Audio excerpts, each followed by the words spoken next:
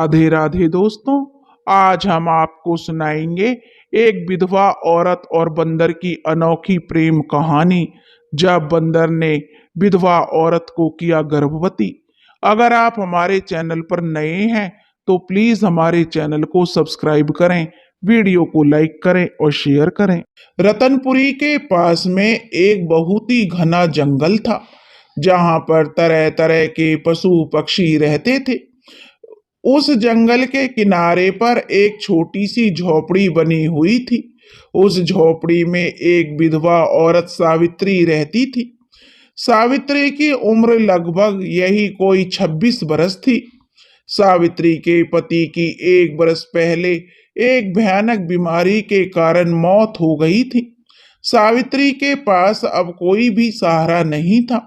वह जंगल से लकड़ियां इकट्ठा करके और गांव में कुछ सिलाई बुनाई का काम करके अपना गुजारा कर रही थी। सावित्री बहुत ही सुंदर थी, लेकिन उसकी आंखों में एक बहुत ही गहरा दुख समाया रहता था। गांव के लोग सावित्री की सुंदरता के पीछे उसके अकेलेपन का भी मजाक उड़ाया करते थे, पर सावित्री ने कभी किसी की बात का बुरा नहीं माना। उसके लिए अब जीवन का अर्थ बस रोज की आवश्यकताओं को पूरा करना मात्र था और किसी तरह दिन काटना भर था कि कैसे भी उसका दिन कट जाए।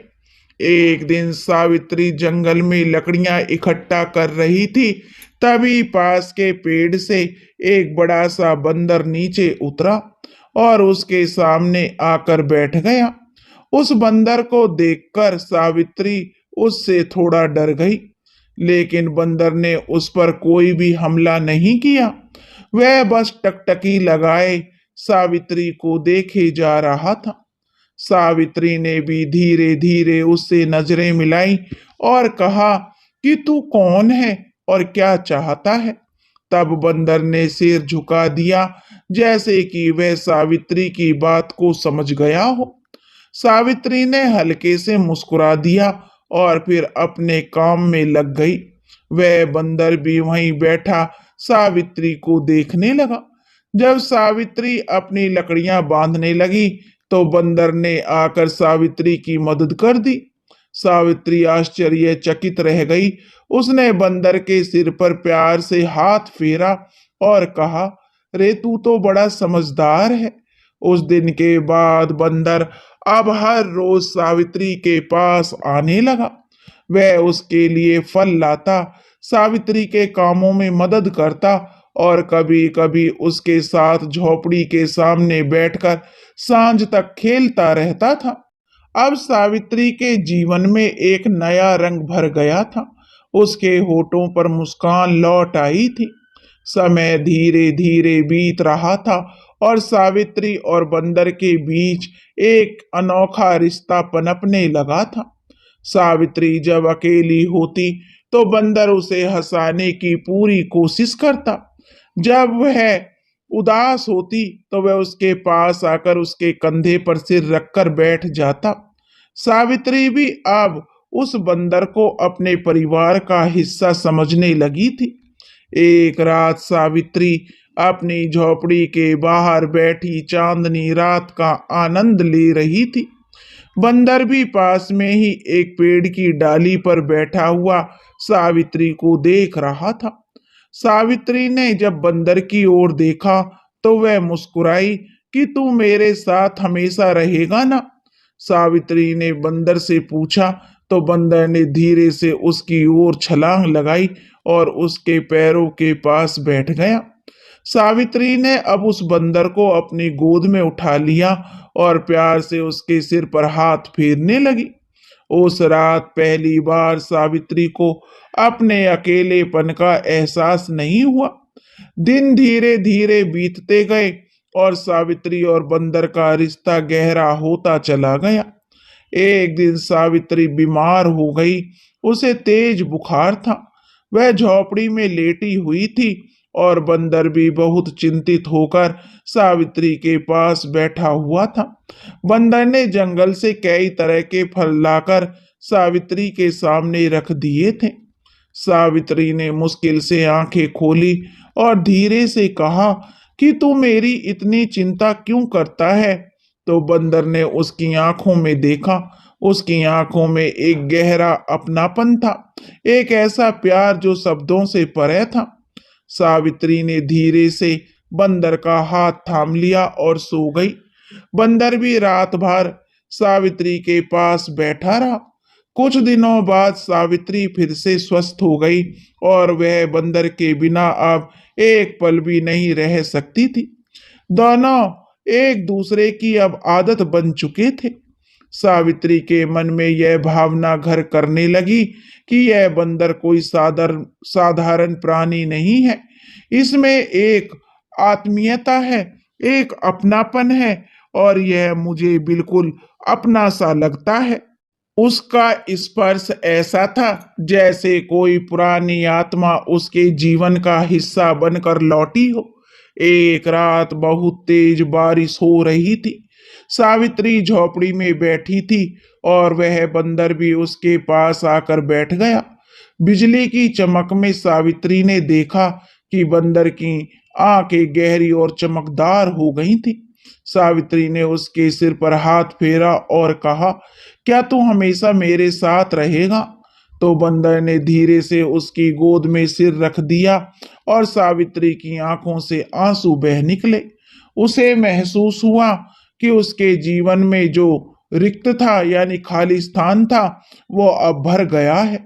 उस रात उसने बंदर को सीने से लगा लिया और पहली बार उसे एक अजीब सी अनुभूति का एहसास हुआ। समय धीरे धीरे बीता लेकिन सावित्री को अब अपने शरीर में एक अजीब परिवर्तन महसूस होने लगा था। उसे उल्टियां आने लगी थी, उसकी भूख बढ़ने लगी थी।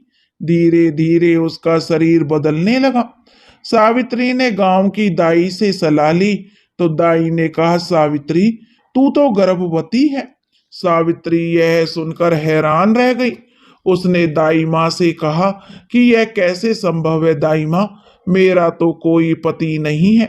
तब दाई माँ ने उसकी आंखों में देखा और कहा, पर यह सच है सावित्री। अब सावित्री उलझन में पड़ गई। उसे याद आया कि उस रात जब उसने बंदर को अपने पास सुलाया था तो उसके मन में एक विचित्र शांति और आत्मीयता का एहसास हुआ था। क्या यह संभव था कि बंदर ही उसकी कोख का कारण हो? यह सोचकर अब सावित्री बहुत डर गई और उलझन में पड़ गई। सावित्री अब हर दिन बंदर को देखती पर अब उसके मन में भय और संकोच था। बंदर भी पहले की तरह ही अभी भी सावित्री के आसपास घूमता ही रहता था और उसकी मदद करता था। पर सावित्री के मन में अब कई प्रश्न उमड़ने लगे थे। क्या यह प्रेम था या कोई चमत्कार था या फिर कोई अभिशाप? क्या बंदर वास्तव में एक साधारण प्राणी था या फिर कोई देवता? सावित्री अब इन्हीं प्रश्नों में घिरी हुई थी लेकिन उसके पास उसके प्रश्नों का कोई उत्तर नहीं था। सावित्री अब गहरे द्वंद में थी कि गर्भ ठहरना कोई साधारण बात नहीं थी। गांव में भी अब यह खबर धीरे धीरे फैलने लगी थी कि सावित्री गर्भवती है। गांव की औरतें और आदमी अब सावित्री के बारे में तरह तरह की बातें करने लगे थे कि एक विधवा का गर्भवती होने का क्या मतलब है, यह किसका पाप है, यह कहीं जंगल का कोई राक्षस तो इसके सपनों में नहीं आया। सावित्री अब इन बातों से बड़ी परेशान थी। वो जानती थी कि उसने किसी पुरुष के साथ कोई संबंध नहीं बनाया था, फिर भी यह गर्भ यह कैसे संभव था? उसे बार बार वही रात याद आती थी जब मूसलाधार बारिश के बीच उसने बंदर को अपनी गोद में सुलाया था। उसके बाद ही उसके शरीर में यह बदलाव शुरू हुए थे। एक दिन सावित्री अपनी झोपड़ी के बाहर बैठी हुई थी।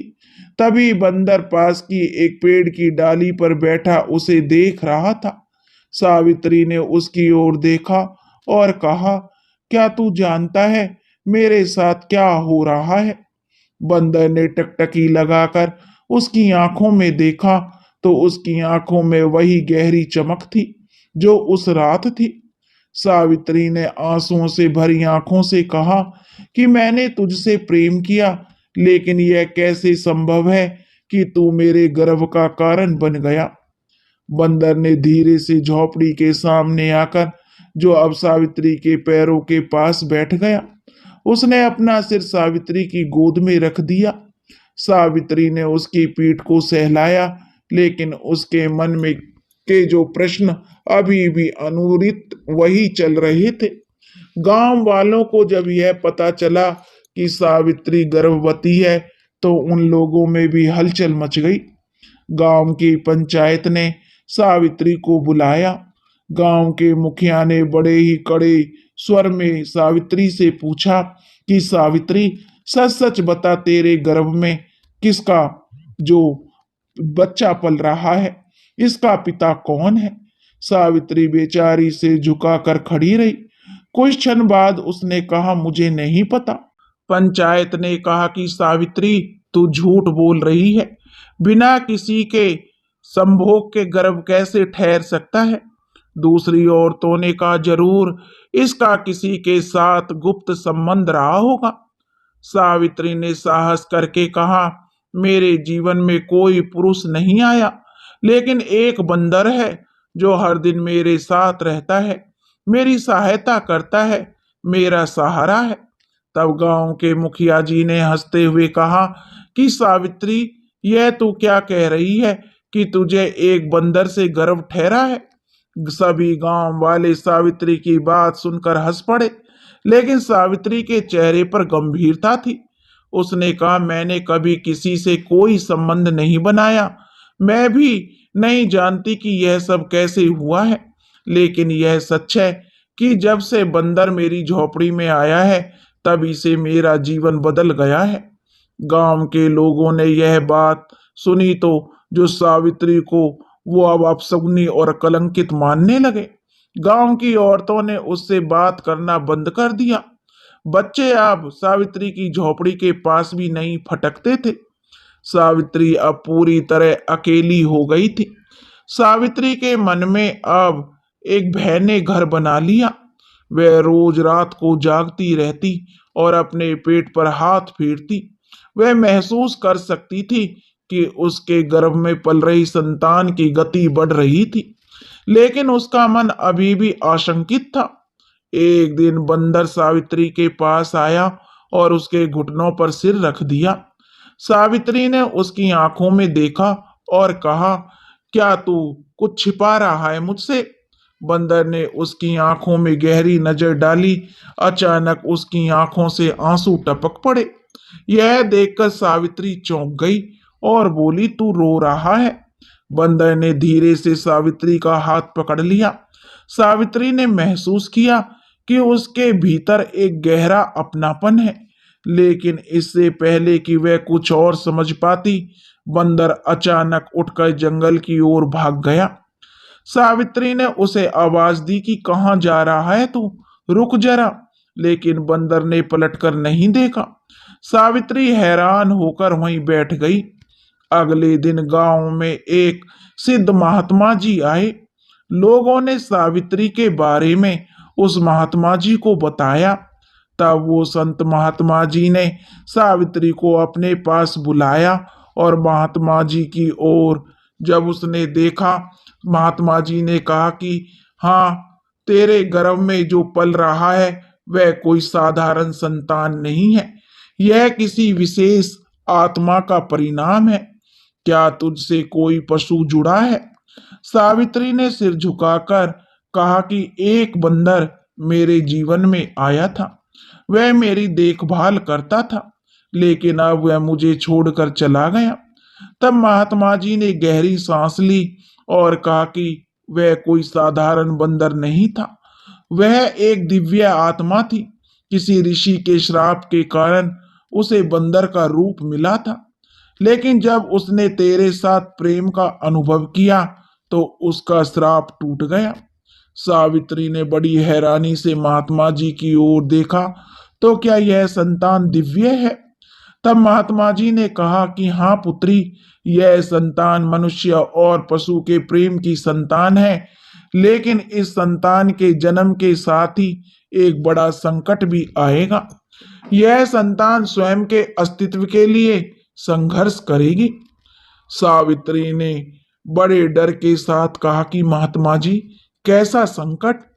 तब महात्मा जी ने कहा कि पुत्री, यह संतान विशेष शक्ति के साथ जन्म लेगी, लेकिन इसे पाने के लिए अंधकार की शक्तियां सक्रिय हो जाएंगी। तुझे अपनी संतान की रक्षा करनी होगी। अब सावित्री की आंखों में डर और आशंका थी। उसने कहा कि महात्मा जी, लेकिन वह बंदर गया कहाँ? तब महात्मा जी ने कहा, वह अब अपने वास्तविक स्वरूप में जा चुका है। वह अब अपने देव तत्व को प्राप्त कर चुका है, लेकिन जब संकट आएगा तो वह अवश्य लौट कर आएगा। धीरे धीरे समय बीतने लगा और अब सावित्री के गर्भ का आकार बढ़ता गया। गांव वाले अब भी सावित्री को संदेह की दृष्टि से देखते थे, लेकिन सावित्री के मन में अब एक नई शक्ति आ गई थी। अब सावित्री को विश्वास था कि वह अपने बच्चे की रक्षा करेगी। फिर एक दिन सावित्री जंगल में लकड़ियां इकट्ठा करने गई। तभी अचानक घने पेड़ों के बीच से एक डरावनी सी आवाज आई। सावित्री ने देखा कि सामने एक विशाल काला नाग फन फैलाए खड़ा था। सावित्री ने भयभीत होकर पीछे हटना चाहा, लेकिन नाग उसकी ओर बढ़ने लगा। सावित्री ने घबराकर अपनी आंखें बंद कर ली। तभी अचानक हवा में एक हलचल हुई। सावित्री ने आंखें खोली तो देखा सामने वही बंदर खड़ा था, लेकिन इस बार उसकी आंखों में एक तेज चमक थी। वह काले नाग की ओर उछला और उसे जोर से धक्का दे दिया।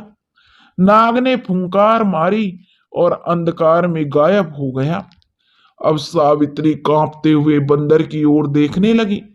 बंदर ने उसकी ओर देखा और उसकी आंखों में अभी भी वही अपनापन था। लेकिन इससे पहले कि सावित्री कुछ कह पाती, बंदर फिर से जंगल की ओर भाग गया। सावित्री अब समझ चुकी थी कि उसके गर्भ में कोई साधारण संतान नहीं पल रही है। वह एक दिव्य शक्ति है जो उसके गर्भ में पल रही है। बंदर का अचानक प्रकट होना और नाग से उसकी रक्षा करना इस बात का प्रमाण था कि कुछ बड़ा ही घटित होने वाला था। लेकिन सावित्री के मन में अभी भी संशय बना हुआ था। क्या वह बंदर सचमुच एक दिव्य आत्मा था? अगर वह एक ऋषि का अवतार था तो वह मुझसे दूर क्यों चला गया? और वह नाग, वह कौन था? इन प्रश्नों के उत्तर न मिलने के कारण सावित्री के मन में अब बेचैनी बढ़ती जा रही थी और इधर गर्भ का समय अब पूरा होने वाला था। सावित्री का शरीर भी अब भारी हो गया था। अब उसे चलने फिरने में बड़ी कठिनाई होने लगी थी। गांव की औरतें सावित्री से अभी भी दूरी बनाकर रखती थीं। सावित्री के लिए अब एक एक दिन काटना मुश्किल हो रहा था। एक रात तेज आंधी चली। आसमान में बिजली कड़क रही थी। सावित्री अपनी झोपड़ी के भीतर अकेली बैठी हुई थी। अचानक उसे लगा कि झोपड़ी के बाहर किसी के चलने की आहट हो रही है। सावित्री ने दरवाजा खोला तो देखा एक काले कपड़े में लिपटा हुआ एक व्यक्ति उसकी झोपड़ी के सामने खड़ा था। सावित्री ने डरते हुए उससे पूछा कि तुम कौन हो? वह व्यक्ति धीरे धीरे अब उसकी ओर बढ़ा। उसके हाथ में एक लंबा त्रिशूल था। उसके चेहरे पर एक अजीब सी चमक थी, लेकिन उसकी आंखों में क्रूरता झलक रही थी। तूने जो गर्भ धारण किया है, वह व्यक्ति कहने लगा, वह साधारण गर्भ नहीं है, वह शक्ति का प्रतीक है। मैं उसे लेने आया हूं। सावित्री ने पीछे हटते हुए कहा, कौन हो तुम? उस व्यक्ति ने ठहाका लगाते हुए कहा, मैं राक्षस काल केतु हूं। जिस दिव्य आत्मा ने तुझे गर्भवती किया है वह मेरे शत्रु का अवतार है। उसकी संतान को जन्म लेने से पहले ही मैं नष्ट कर देना चाहता हूं। उसे जन्म लेने दिया तो सृष्टि का संतुलन बिगड़ जाएगा। अब उसकी बात सुनकर सावित्री कांपने लगी। उसने अपने गर्भ पर हाथ रखा और कहा, तुम मेरी संतान को नुकसान नहीं पहुंचा सकते। काल केतु ने जोर से ठहाका लगाया और कहा, मुझसे बचना असंभव है। वह सावित्री की ओर बढ़ा ही था, तभी जंगल के भीतर से एक गर्जना सुनाई दी। सावित्री ने देखा कि अंधेरे में दो चमकीली आंखें चमक रही थी। एक काले बादल की तरह कोई आकृति सामने आई और वो वही बंदर था। तभी बंदर ने एक छलांग लगाई और सीधे काल केतु के सामने आकर खड़ा हो गया। उसकी आंखों में अग्नि जल रही थी। उसके शरीर से प्रकाश की किरणें फूट रही थी। काल केतु ने त्रिशूल उठाया और बंदर की ओर चला दिया। बंदर ने जोर से गर्जना की और काल केतु पर छलांग लगाई। दोनों के बीच भीषण युद्ध छिड़ गया। सावित्री भयभीत होकर अपनी झोपड़ी के द्वार पर खड़ी सब कुछ देख रही थी। बंदर ने अपनी पूंछ से काल केतु के त्रिशूल को जकड़ लिया और उसे हवा में उछाल दिया। अब काल केतु ने क्रोध में आकर उस बंदर पर प्रहार किया, लेकिन बंदर ने बड़ी फुर्ती से वार को टाल दिया। अचानक बंदर ने काल केतु के सीने पर जोरदार प्रहार किया। काल केतु तुरंत जमीन पर गिर पड़ा और दर्द से चीखने लगा। तभी आकाश में बिजली कड़की और एक दिव्य प्रकाश फैल गया। काल केतु का शरीर अब जलने लगा और वह धुएं में बदलकर अदृश्य हो गया। बंदर ने सावित्री की ओर देखा। उसकी आंखों में गहरी शांति थी। सावित्री ने डरते हुए कहा, तू कौन है? बंदर ने धीरे से अब उसकी ओर बढ़कर उसकी हथेली थामी। तभी बंदर के शरीर से एक दिव्य प्रकाश फूटा और वह एक सुंदर युवक में बदल गया। सावित्री यह देखकर हैरान रह गई। उसके सामने एक सुंदर दिव्य पुरुष खड़ा हुआ था। उसके शरीर से तेज जो झलक रहा था। उसकी आंखों में करुणा और प्रेम की गहराई थी। वह कहने लगा कि मैं कोई साधारण बंदर नहीं था। सावित्री, मैं ऋषि अत्रि का पुत्र हूं। मेरे ऊपर श्राप था कि जब तक मैं एक स्त्री के प्रेम की परीक्षा नहीं दूंगा तब तक मुझे पशु योनि में रहना होगा। सावित्री ने हैरानी से पूछा, तो फिर तूने मुझसे प्रेम क्यों किया? तब उस युवक ने कहा, क्यों सावित्री, तुम्हारा प्रेम निश्चल और निस्वार्थ था। तूने मुझसे बिना किसी लालच के प्रेम किया। यही कारण है कि मेरा श्राप समाप्त हुआ। लेकिन अब एक नई परीक्षा सामने है। सावित्री ने चौंक कर पूछा, कैसी परीक्षा? तब उस युवक ने कहा कि तेरे गर्भ में पल रही संतान कोई साधारण संतान नहीं है। वह सृष्टि के संतुलन का प्रतीक है। लेकिन काल केतु के साथ ही अभी भी जो सक्रिय हैं वे उस संतान को जन्म लेने से रोकने की कोशिश करेंगे। तुझे इसकी रक्षा करनी होगी। सावित्री ने अब उस युवक का हाथ थामा और कहा, लेकिन तूने मुझे अकेला क्यों छोड़ दिया था? तब वह युवक कहने लगा, मैंने तुझे इसलिए छोड़ा था ताकि तेरा प्रेम सच्चा साबित हो सके। मैं जानना चाहता था कि तू मेरे बिना भी अपनी संतान की रक्षा करेगी या नहीं। और सावित्री, तूने साबित कर दिया कि तू सच्ची संगनी है। अब सावित्री की आंखों से आंसू बह निकले। उसने उस युवक के सीने से लगकर कहा, मैं तुझे कभी जाने नहीं दूंगी। तब उस युवक ने कहा कि सावित्री, अब मैं तुझे कभी छोड़कर नहीं जाऊंगा, लेकिन तेरे गर्भ की रक्षा के लिए मुझे एक बार फिर अपने दिव्य स्वरूप में जाना होगा। मैं तब लौटूंगा जब तेरे और तेरे गर्भ के जीवन पर खतरा मंडराएगा। सावित्री ने घबराकर कहा, लेकिन अगर तू चला गया तो मैं अकेली कैसे रहूंगी।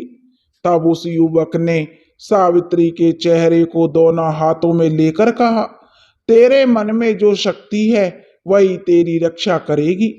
तेरे साथ सदा मैं रहूंगा, भले ही तू मुझे देख न सके।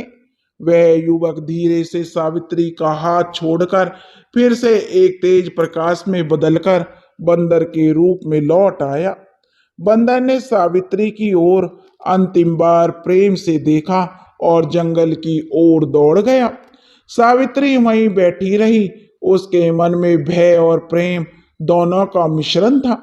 वह जानती थी कि जो संतान उसके गर्भ में पल रही है वह अब केवल उसका भाग्य नहीं थी, वह संतान सृष्टि के भविष्य की रक्षक थी।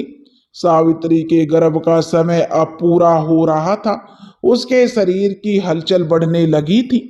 गांव के लोग अब भी उसे शंका की नजरों से देखते थे, लेकिन सावित्री के मन में अब कोई भय नहीं था। सावित्री को विश्वास था कि उसके संतान का जन्म एक दिव्य उद्देश्य के लिए हो रहा है। एक रात सावित्री को सपना आया। उसने देखा कि एक गहरी गुफा के भीतर एक बड़ा काला नाग उसकी संतान को निगलने की कोशिश कर रहा है। तभी अचानक एक तेज रोशनी हुई और एक सुनहला सा बंदर उस नाग पर टूट पड़ा। नाग ने जोर से फुंकार मारी और अंधकार में गायब हो गया। सावित्री ने उस बंदर की ओर देखा तो वह एक सुंदर युवक में बदल गया। उस युवक ने सावित्री की ओर देखा और कहा कि समय आ गया है, तुझे अपने भाग्य का सामना करना होगा। तभी सावित्री की आंखें खुल गईं। उसका हृदय तेजी से धड़क रहा था। उसने अपने पेट पर हाथ रखा और महसूस किया कि शिशु की गति तेज हो रही थी। उसने सोचा कि अब समय निकट है। गांव में एक अजीब सी हलचल मच गई। आसमान में अंधकार छा गया। पेड़ पौधे तेजी से हिलने लगे। पशु पक्षी डर के मारे इधर उधर उड़ने लगे। सावित्री झोपड़ी के बाहर आई तो देखा कि गांव के बाहर एक काली आकृति खड़ी थी। वह कोई और नहीं, वह काल केतु था। उसकी लाल आंखों में क्रोध की ज्वाला जल रही थी। उसने गरजते हुए कहा कि मैं वापस आ गया हूं और तेरे गर्भ की संतान को मैं जन्म लेने नहीं दूंगा। सावित्री ने साहस करके कहा कि तू मेरी संतान को छू भी नहीं सकता। काल केतु ने जोर से ठहाका लगाया और बोला, तू अकेली औरत क्या कर सकती है। मैं स्वयं अंधकार का स्वामी हूं और तेरा अंत अब निश्चित है। सावित्री ने अपने गर्भ पर हाथ रखा और कहा, मेरे गर्भ की रक्षा स्वयं ईश्वर कर रहे हैं। तू चाहे जितना प्रयास कर ले, मेरी संतान को तू नुकसान नहीं पहुंचा सकता। काल केतु ने अपना त्रिशूल उठाया और सावित्री की ओर उछाल दिया। सावित्री ने आंखें बंद कर ली। तभी अचानक हवा में एक गर्जना हुई। सावित्री ने देखा कि सामने वही बंदर खड़ा था। उसकी आंखों से अग्नि की ज्वाला निकल रही थी। बंदर ने छलांग लगाकर त्रिशूल को हवा में पकड़ लिया और उसे काल केतु की ओर फेंक दिया। त्रिशूल काल केतु के सीने में धंस गया। काल केतु दर्द से चीख उठा, लेकिन उसने अपनी शक्ति का प्रयोग करके त्रिशूल को बाहर निकाल लिया और उस बंदर पर हमला किया। बंदर ने एक शक्तिशाली गर्जना की और आकाश की ओर देखा। तभी आकाश से एक दिव्य प्रकाश निकला और बंदर के शरीर में समा गया। बंदर का शरीर स्वर्णिम हो गया।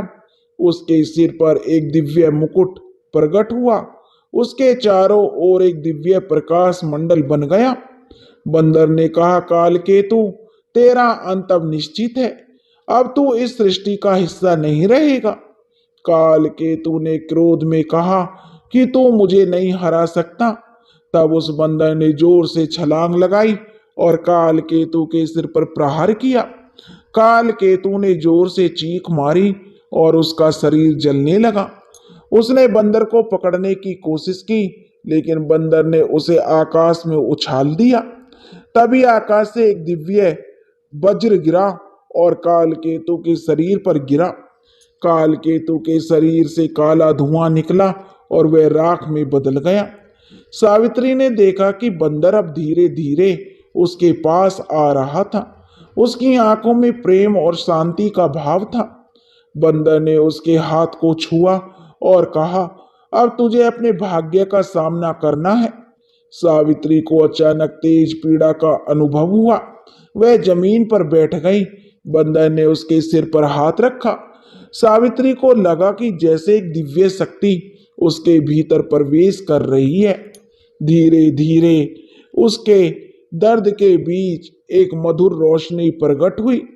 एक शिशु के रोने की आवाज सुनाई दी। सावित्री ने देखा उसकी गोद में एक दिव्य बालक था। उसके मस्तिष्क पर एक चमकीला चिन्ह था, ओम का चिन्ह। उसके शरीर से स्वर्णिम प्रकाश की रोशनी निकल रही थी। बंदर ने उस बालक को देखा और कहा, यह संतान मानव और देव तत्व के मिलन का प्रतीक है।